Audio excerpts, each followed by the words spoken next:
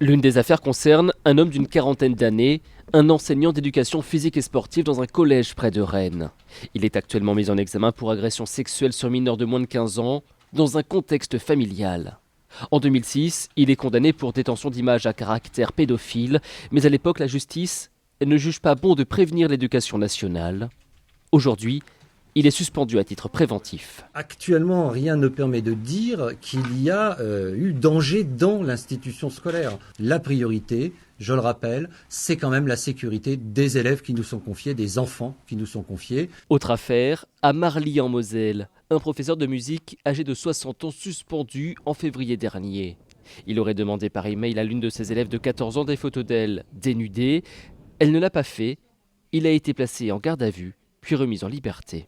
Ça ne doit plus jamais se reproduire. Il ne faut pas non plus laisser croire qu'on tolérerait de tels agissements dans l'éducation nationale. Et lorsqu'on a l'information, on suspend et on révoque. Maintenant, il faudrait faire attention de ne pas tomber dans un excès et dès qu'il y a suspicion vis-à-vis d'un enseignant ou autre, que ça devienne tout de suite de la délation, quoi. Enfin, il y aurait également deux autres signalements, l'un en région parisienne, l'autre en région Rhône-Alpes.